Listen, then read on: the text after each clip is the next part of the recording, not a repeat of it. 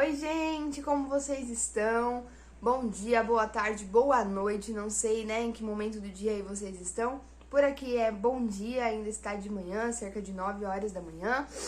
E vamos a mais um devocional. O que eu quero que você preste atenção ao longo dos devocionais, né, que nós estamos fazendo juntos, é que não existe uma forma rígida, tá? Não existe uma coisa assim, eu tenho que cantar, eu tenho que orar, eu tenho que encerrar com louvor. Não, o devocional, gente, é uma vida de devoção.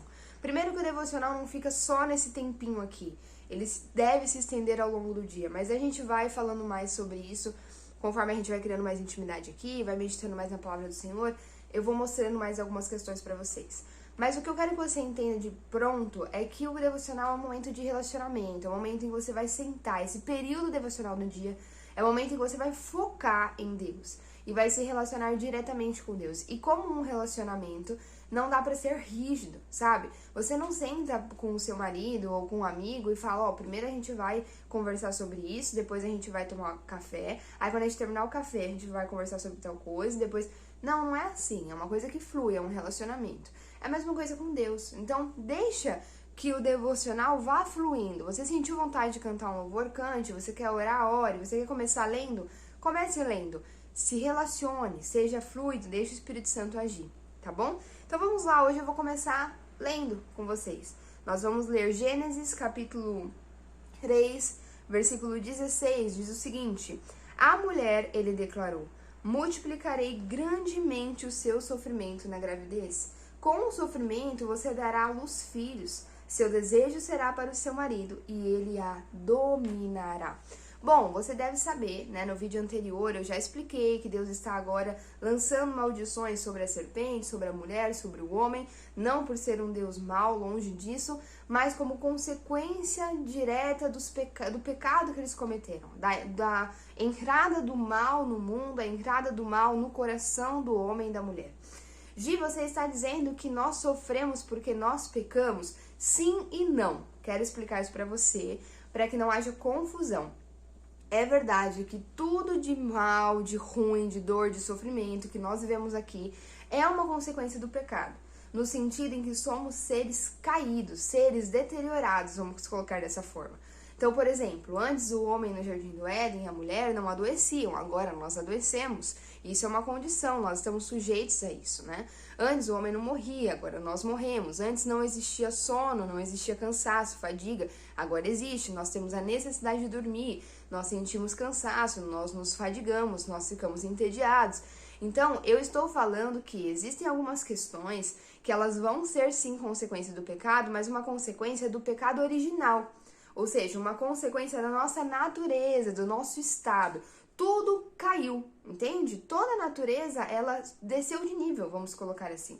Então, eu não estou dizendo que você ficou resfriado porque você cometeu um pecado. Então, você foi, mentiu para sua mãe e agora você tá resfriado. Não, não é isso, gente. Pelo amor de Deus, não é assim que funciona. Essa teologia precisa cair por terra já faz tempo. Não é assim. Tá? Não é porque você, eu errei, falei ali com Deus, então agora Deus vai lançar sobre mim uma doença e é por isso que eu tô aqui nessa cama. Não, não é bem assim, não é assim que as coisas funcionam. O que eu estou falando aqui é sobre a consequência do pecado original, daquilo que fizemos que tornou toda a humanidade pecaminosa por dentro. A nossa natureza é uma natureza tendenciosa ao mal. A Bíblia usa a seguinte expressão: uma mente reprovável, uma mente que é inclinada ao que é mal, que é inclinada a fazer aquilo que é reprovável aos olhos de Deus. Então é disso que eu estou falando, tá bom? E aí logo no começo da maldição, a gente vai ver Deus falando o seguinte para a mulher: olha, agora multiplicarei grandemente o seu sofrimento na gravidez. Nessa primeira porção, Deus está falando que o sofrimento na gravidez vai ser intensificado, na gravidez. Ainda não é no parto. E é interessante, porque eu estive grávida recentemente, né? Tô com um filhinho de 7 meses agora, então a gestação ainda é algo bem recente pra mim. E de fato, gente, estar grávida é algo muito difícil, tá? A gente tem um pouquinho de dificuldade de falar sobre isso, porque a gente acha que o fato de falar sobre as dificuldades significa que nós estamos reclamando, não estamos sendo gratos, ou estamos diminuindo a graça que é estar gerando um filho, né? Mas não é isso que eu estou dizendo. Não é isso que eu estou dizendo. É uma bênção, é maravilhoso gerar um filho, é uma bênção, é um privilégio pensar que Deus possa permitir que seres como eu, como você, tenham filhos, né? Gerem filhos. É de fato uma coisa impressionante, é um amor muito grande de Deus. Então não estou reclamando, não é isso. Mas sejamos realistas, mulheres aí que já passaram por uma gestação, sabem que estar grávida não é fácil. Né? Algumas vão ficar bem enjoadas, como eu, fiquei muito enjoada durante bons meses, os 4 primeiros meses, vomitando todas as manhãs, muita ânsia de vômito, você não consegue comer nada, tudo te enjoa, então você fica com fome, você sente aquela dor da fome, você não pode comer porque você está passando muito mal. Algumas perdem peso por conta disso, como foi o meu caso. Algumas vão ter algumas complicações na gestação, que tudo vai ficando mais intenso. A gente sente dores, tá? A gente sente dor do útero se esticando, crescendo, sente dor na lombar porque a barriga tá pesada, sente dor nas pernas porque você tá inchada, tá cansada. Então, sente muito, muito, muito sono. Então, você se sente fraca, sabe? O dia inteiro fraca. Para algumas mulheres vai ser um pouco menos, vai ser mais fácil. Para outras vai ser mais difícil. Mas fato é que a gravidez é um período de dificuldade. Não é um período tão simples assim, mas tem alguns desafios ali para você encarar. Como eu disse, para algumas mais, para outras menos. Então, isso é algo que acontece por conta da nossa queda, porque agora existe o mal, porque agora a humanidade está num nível inferior, então as coisas não são só boas. Ainda que seja uma bênção como gerar um filho, existe uma porção de dor aí. E é muito interessante, porque a gestação, gente, ela significa, ela representa uma transição. É um processo de transição. Você já está gerando um ser, mas ele ainda não terminou de ser gerado. Você já é uma mãe, mas ainda não é, entende? Você já está gerando, mas ainda não nasceu. Você vai ter um filho, mas você ainda não sabe como que ele é. As coisas na sua casa já estão mudando, você já está preparando para receber esse bebê, mas ele ainda não veio, então ainda não mudou de fato, ainda é só você e seu marido. É uma transição. E se a gente vai para qualquer outra parte da nossa vida em que estamos vivendo o processo de transição, você vai ver que é exatamente assim. Que na transição é um processo ainda muito que não existe algo definido, existe muita confusão, tem muito da vida anterior, mas já tem um pouco da vida nova que vai chegar, existe muita dúvida, existe um sentimento de até angústia por conta dessa dúvida, existem dores nesse processo, mas faz parte, né? O gerar envolve uma dor, mas saiba que no fim você vai ter uma vida nos seus braços. Seja no fato da gestação em si, ou se você está vivendo um processo de transição na sua caminhada, em outra área, está sendo muito dolorido, tem tido muito sofrimento, mas lembre-se, você está num processo de gestação, você está gerando algo novo, e ainda que seja muito difícil, no final você vai receber vida, então vai valer a pena. A outra coisa que Deus fala é que com sofrimento você dará à luz filhos. Então antes a mulher, quando ia dar à luz, no momento do parto, ela não tinha dor. Gente, vocês lembram que a bênção que Deus mandou, né, que Deus derramou sobre Adão e Eva, sobre a humanidade, era para que eles se multiplicassem. E em um dos vídeos anteriores eu falei para vocês a respeito do sexo, como isso que ele foi criado por Deus para ser visto dentro do casamento e como é algo bom, é algo que deve trazer prazer. E eu falei sobre o fato de Deus ser tão bom, tão bom, tão bom, que a bênção que ele deu de se multiplicar exige a necessidade do sexo, que é algo bom. Então, obedecer a Deus é bom. Só que existe uma questão aqui, que vai ficar difícil obedecer, porque agora dar à luz vai causar muita dor. E isso não é por conta de Deus, mas isso é por conta da nossa condição pecaminosa. É muito difícil, sabe?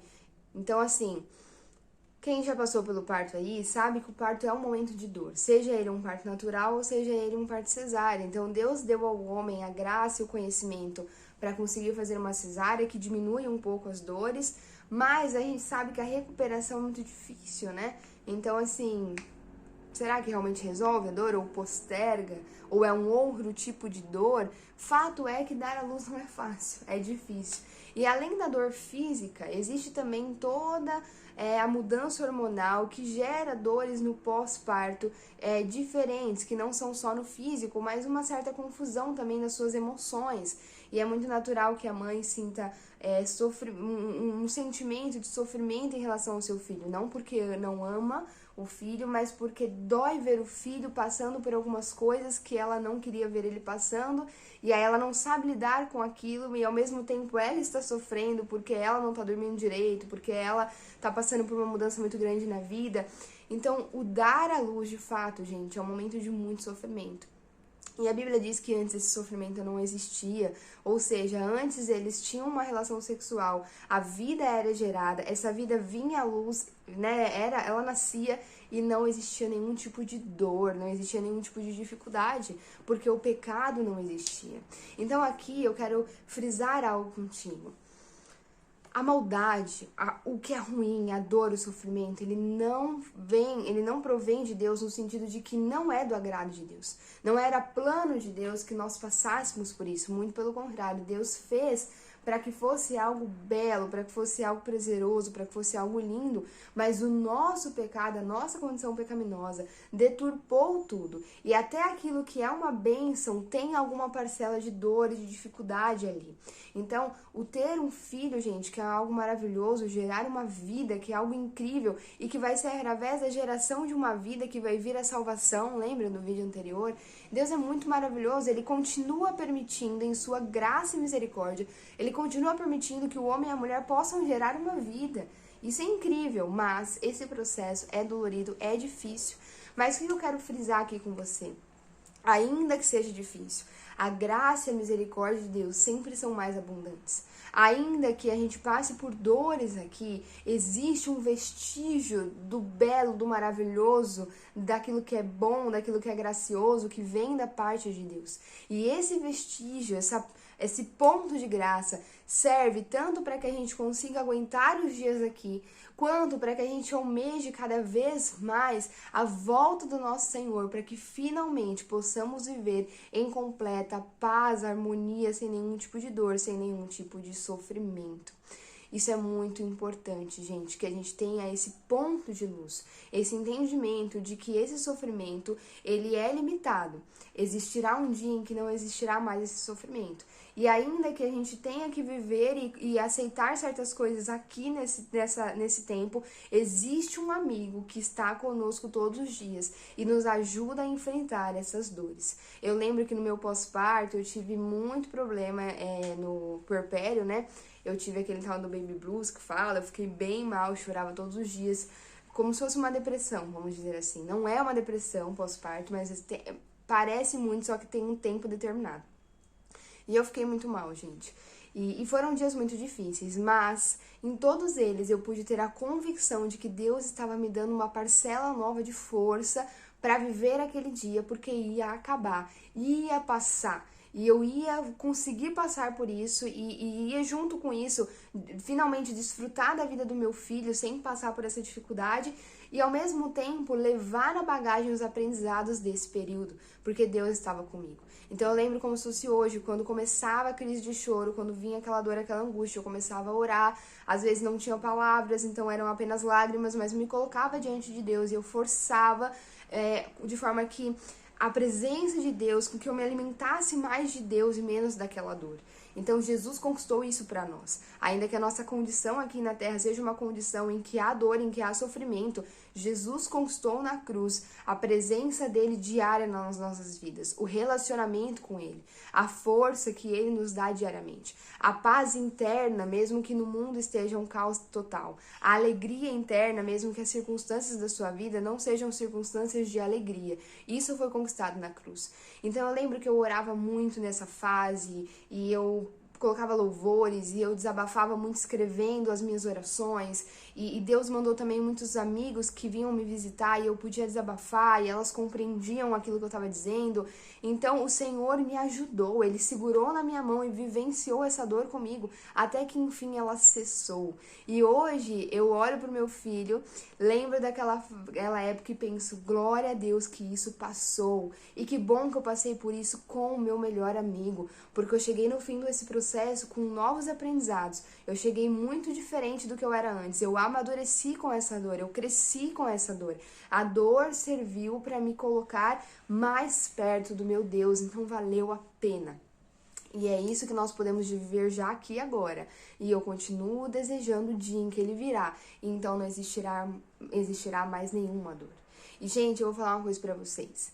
O sofrimento em relação ao ter filho, ele é algo meio que presente. Cada época é uma coisa diferente. Mas ele está sempre presente. Só que Jesus também está sempre presente. E ele nos dá força para continuar.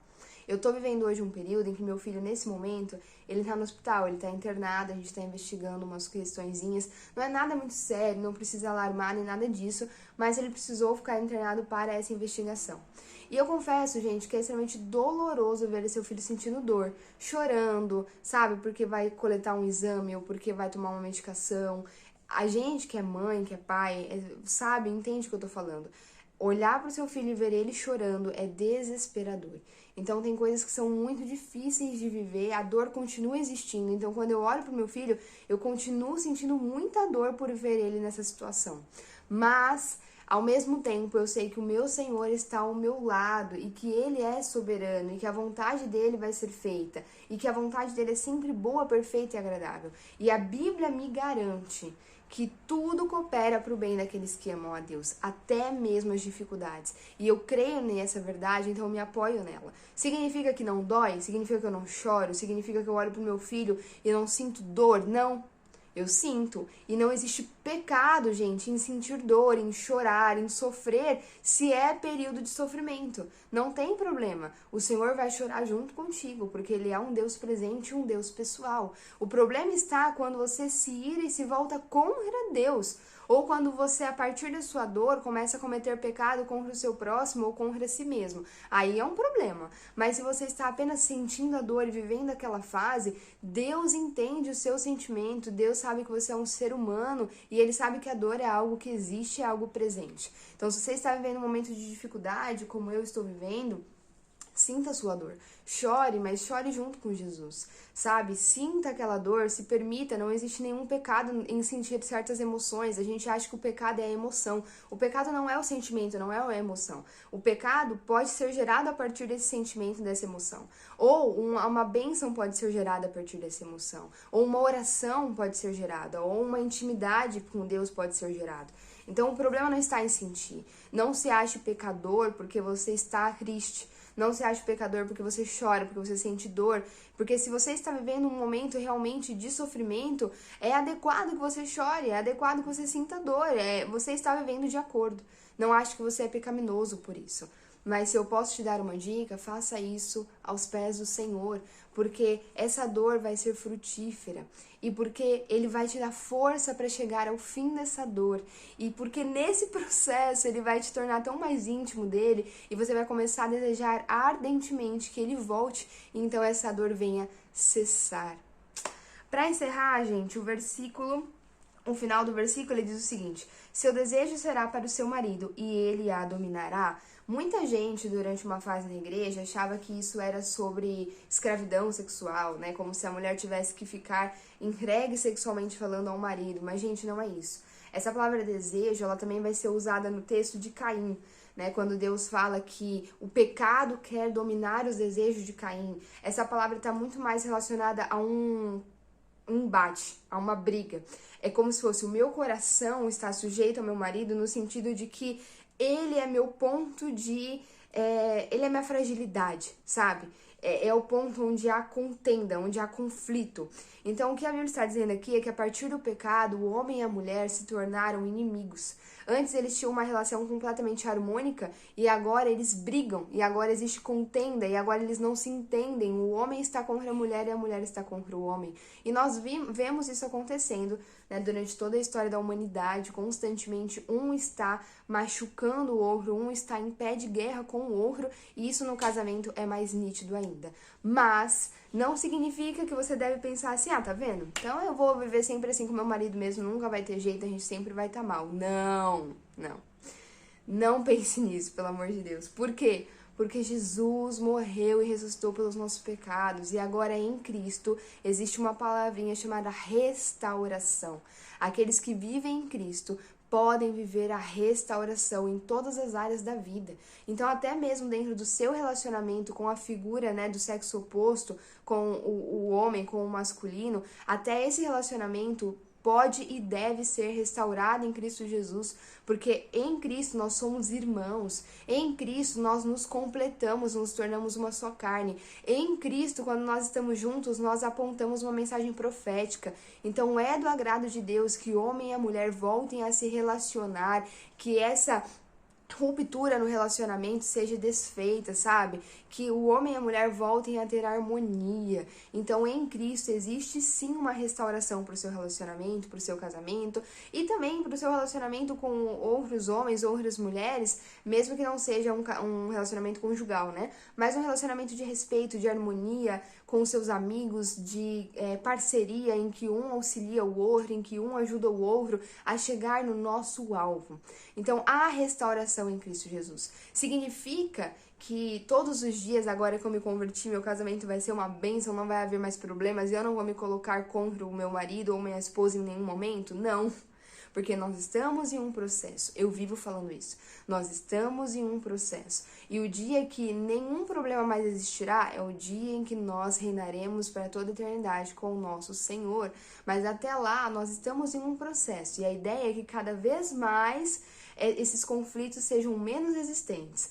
Mas eles vão vir e mexe e voltar, porque nós somos fracos e nós estamos lutando com a nossa fraqueza, com a nossa queda, entende? Então, todos os dias quando você se levanta, existe dentro de você um impulso, lembra da mente reprovável? Existe um impulso dentro de você para brigar com seu marido, para brigar com a sua esposa, para se opor, para, sabe, caçar confusão, para gerar um problema, e você precisa combater isso. Como? Com a presença de Deus. Não é por braço, gente. Pelo braço, por nós mesmos, dura um tempo, sabe? Às vezes você consegue ficar 2, 3 dias. No quarto, você estoura e a casa cai. Então, é só pelo Senhor. É orando, é lendo a palavra, é louvando, é colocando mais de dentro, sabe? Mais de Deus dentro de você. À medida que você se relaciona com Ele, mais parecido você se torna. O Senhor vai falar o seguinte, que nós nos parecemos com aquilo que adoramos. Então, se você adora ídolos que não têm boca e por isso não falam, não têm ouvidos, por isso não ouvem, você se torna surdo e mudo como seus ídolos. Ele tá falando sobre espiritual, né? Mudo espiritualmente, surdo espiritualmente, não enxerga espiritualmente.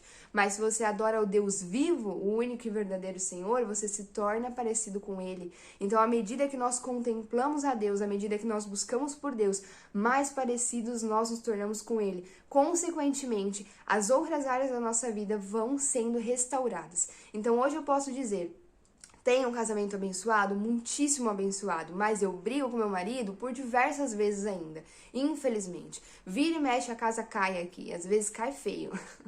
Eu me agrado disso, me orgulho disso? Não. Isso significa que ainda existe muito dentro de mim que precisa ser transformado. Gi, mas por que dentro de você? Será que não é ele? Às vezes é sim, mas isso ele vai tratar com Deus. Deus está restaurando o meu coração e eu só posso responder por aquilo que eu contemplo, por aquilo que eu adoro, porque eu me torno parecida com o que eu adoro. Então eu só posso responder por mim. Então eu continuo buscando a Deus. E é claro que à medida que eu cresço em Deus, quem está ao meu redor vai sendo impactado, porque Deus é contagioso, né? Porque a graça de Deus é maravilhosa. Então ele vai alcançando quem está ao redor. Mas eu não posso responder pela busca dele ou pelo processo dele. E se eu ficar sempre acusando ele, mas meu casamento tá assim porque ele é assim. Mas a gente vive assado porque ele não sei o que lá. Pode até ser que você tenha alguma razão, mas não vai mudar nada. Só vai fazer com que fique muito pior, porque um tá acusando o outro e o orgulho do outro está sendo ferido constantemente, e, portanto, não haverá arrependimento nem mudança de comportamento em nenhum momento. Só vai mudar o dia que você se responsabilizar pelas suas atitudes, se colocar diante de Deus, começar a buscar a Deus em verdade, para que Ele te complete por inteiro. E então, a partir disso, sem você nem perceber, as coisas ao redor vão começar a mudar também. E ore para que o outro, né, seja seu marido ou sua esposa, tenha um encontro com o Senhor para que ele passe por esse processo também, porque aí é muito maravilhoso. Então, tenho sim um casamento abençoado, mas um casamento que ainda passa por dificuldades, mas que à medida do tempo nós vamos amadurecendo, e a ideia é que ele seja cada vez mais abençoado, cada vez mais parecido com Deus até que o Senhor volte. Tem um filho lindo e maravilhoso? Muito, mas é verdade que às vezes é sofrido ser mãe, às vezes é dolorido ver ele sofrendo, é difícil, às vezes não dormir muito bem, às vezes o corpo tá cansado porque tem que carregar o bebê. Existem as dificuldades, mas existe também a bênção maravilhosa de ter um filho. Então, para recapitular, toda a nossa vida existirão problemas, dores, sofrimentos, em tudo que a gente fizer, até mesmo aquilo que é uma bênção, até mesmo aquilo que é da vontade de Deus.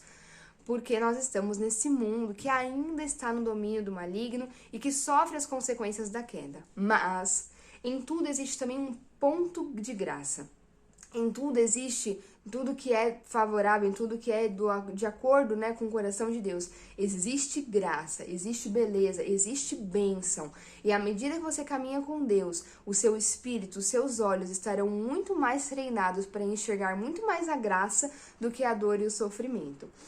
E, ainda que tenha dor e sofrimento, Jesus nunca te deixará. Ele passará por esse sofrimento ao seu lado. E quanto mais você desejar tê-lo do seu lado, mais você vai desfrutar desse relacionamento e a dor vai te ensinar e vai te colocar num lugar de mais intimidade com ele. E isso é o que vale muito a pena. E por fim, ainda que exista dor e sofrimento nesse mundo e vai continuar existindo nos próximos dias da nossa vida, existe uma esperança em que toda dor cessará, em que toda lágrima será enxugada, em que não haverá mais tristeza, em que a cura que não veio finalmente virá por completo. E esse dia é a volta do nosso Senhor. Acredite, gente, Ele vai voltar e nós vamos viver uma eternidade com Ele. E a volta dele não deve ser um peso ou um medo para você, mas deve ser uma esperança. A esperança de finalmente viver o fim dessa batalha, o fim dessa luta, finalmente viver tudo dele, tudo nele, tudo por ele. E aí sim vai ser incrível. Deus abençoe vocês. Eu vou encerrar porque já deu bastante tempo, mas faça uma oração aí, converse com Deus, exponha as suas questões, louve, cante para Ele, tenha um momento aí de refrigério na sua casa ou onde você estiver. Beijo.